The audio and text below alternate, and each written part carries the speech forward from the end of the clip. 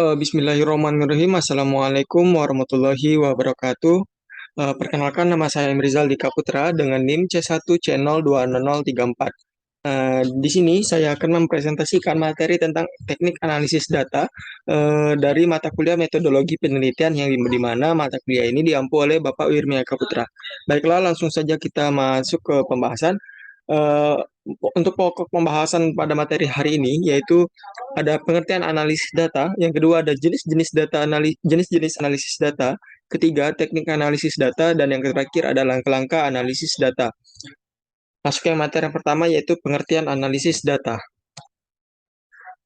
Analisis data adalah proses mencari dan menyusun secara sistematis data yang diperoleh dari hasil wawancara, catatan lapangan, dan dokumentasi dengan cara mengorganisasikan data ke dalam kategori, menjabarkan ke dalam unit-unit, melakukan sintesa, menyusun ke dalam pola, memilih mana yang penting dan yang akan dipelajari, dan membuat kesimpulan sehingga mudah dipahami oleh diri sendiri maupun orang lain. Menurut Lexi Y. Moleong, menjelaskan bahwa analisis data adalah proses mengatur urutan data, mengorganisasikannya ke dalam suatu pola, kategori, dan suatu satuan uraian dasar. Analisis data sebagai proses yang merinci usaha secara formal untuk menemukan tema dan merumuskan hipotensi, ide seperti yang disarankan, dan sebagai usaha untuk memberikan bantuan dan tema pada hipotesis jika dikaji. Pada dasarnya, definisi pertama lebih menitik beratkan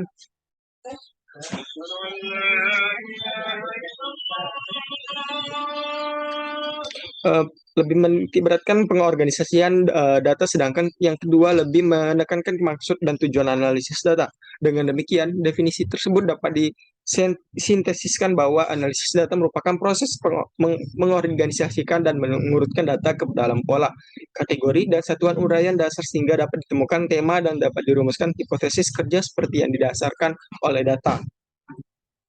Selanjutnya ada jenis-jenis analisis data. Uh, Analisis data dalam penelitian merupakan bagian dalam proses penelitian yang sangat penting, karena dengan analisa inilah data yang akan ada nampak manfaatnya, terutama dalam memecahkan masalah penelitian dan mencapai tujuan akhir penelitian. Dalam rangka analisis data dan interpretasi data, perlu dipahami tentang keberadaan data itu sendiri. Secara garis besar, keberadaan data dapat digolongkan ke dalam dua jenis, yaitu pertama, data bermuatan kualitatif. Data bermuatan kualitatif disebut juga dengan data lunak. Data semacam ini diperoleh melalui penelitian yang menggunakan pendekatan kualitatif atau penilaian kualitatif. Keberadaan data bermuatan kualitatif adalah catatan lapangan yang berupa catatan atau rekaman kata-kata, kalimat, atau paragraf yang diperoleh dari wawancara menggunakan pertanyaan terbuka, observasi partisipatoris, atau pemaknaan peneliti terhadap dokumen atau peninggalan. Untuk memperoleh arti dari data semacam ini melalui interpretasi data, digunakan teknik analisis data kualitatif. Yang kedua, data bermuatan kuantitatif. Keberadaan data bermuatan kuantitatif adalah angka-angka kuantitas atau kuantitas, baik diperoleh dari jumlah suatu penggabungan ataupun pengukuran. Data bermuatan kuantitatif yang diperoleh dari jumlah suatu penggabungan selalu menggunakan bilangan cacah. Contoh, data seperti ini adalah angka-angka hasil sensus, angka-angka hasil tabulasi terhadap jawaban terhadap angket atau wawancara terstruktur. Adapun data bermuatan kuantitatif hasil pengukuran adalah skor-skor yang diperoleh melalui pengukuran seperti skor tes prestasi belajar, skor skala motivasi, skor timbangan, atau semacamnya. Materi yang selanjutnya yaitu teknik analisis data. Dalam teknik analisis data menggunakan statistik, terdapat dua macam statistik yang digunakan pada dua data kuantitatif, yaitu statistik deskriptif dan inferensial. Pertama, statistik deskriptif adalah bidang statistik yang berhubungan dengan metode pengelompokan, peningkatan, dan penyajian data dalam cara yang lebih informatif.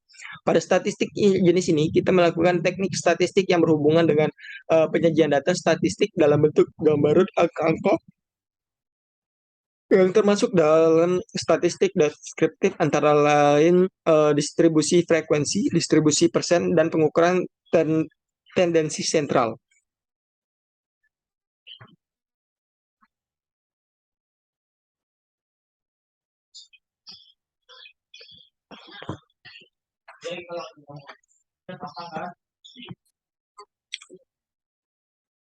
Selanjutnya yaitu statistik inferensial. Adalah teknik statistik yang berhubungan dengan analisis data untuk penarikan kesimpulan atas data. Teknik statistik inferensial berhubungan dengan pengolahan statistik, sehingga dengan menggunakan hasil analisis tersebut, kita dapat menarik kesimpulan atas karakteristik populasi.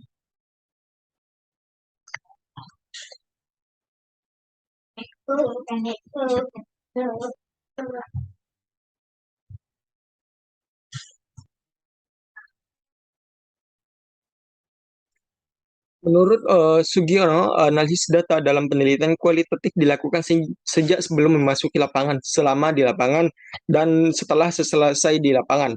Yang pertama, analisis sebelum di lapangan. Penelitian kualitatif telah melakukan analisis data sebelum peneliti memasuki lapangan. Analisis dilakukan terhadap data hasil studi pendahuluan atau data sekunder yang akan digunakan untuk menentukan fokus penelitian. Namun demikian, fokus penelitian ini masih bersifat sementara dan akan berkembang setelah peneliti masuk ke selama di lapangan. Yang kedua yaitu analisis selama di lapangan, model Miles and Haberman. Analisis data dalam penelitian kualitatif dilakukan pada saat pengumpulan data berlangsung dan setelah selesai pengumpulan data dalam periode tertentu. Pada saat wawancara, peneliti sudah melakukan analisis terhadap jawaban yang akan diwawancarai. Selanjutnya itu analisis data selama di lapangan, model Spradley. Menurut Spradley, proses penelitian kualitatif setelah memasuki lapangan dimulai dengan menetapkan seseorang informan kunci atau key informan yang merupakan informan yang berwibawa dan dipercaya mampu membukakan pintu kepada peneliti untuk memasuki objek penelitian. Setelah itu, peneliti melakukan wawancara kepada informan tersebut dan mencatat hasil wawancara. Materi yang selanjutnya yaitu langkah-langkah analisis data. Menurut Soekardi, ada beberapa langkah yang perlu dilalui agar proses analisis menjadi lebih terarah, yakni scoring, tabulasi, dan mendeskripsikan data, dan melakukan uji statistika.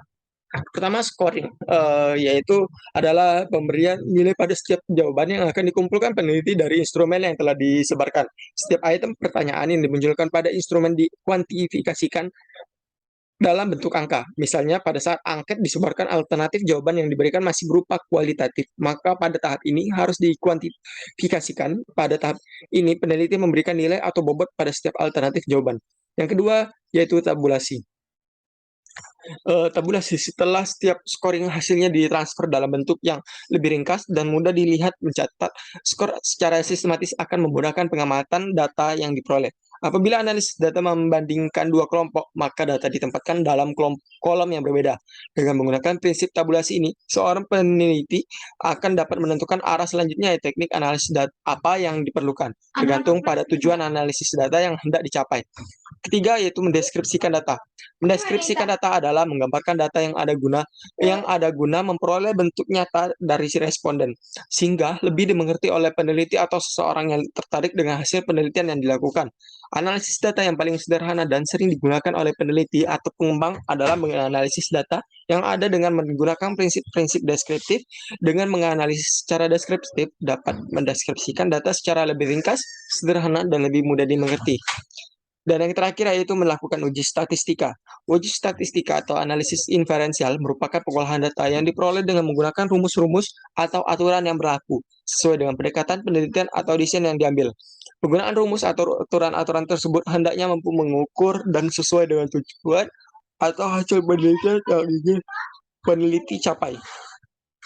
Baiklah, mungkin itu saja yang dapat saya sampaikan. Lebih dan kurangnya saya mohon maaf. Saya akhiri, wabillahi taufiq wal hidayah. Wassalamualaikum warahmatullahi wabarakatuh.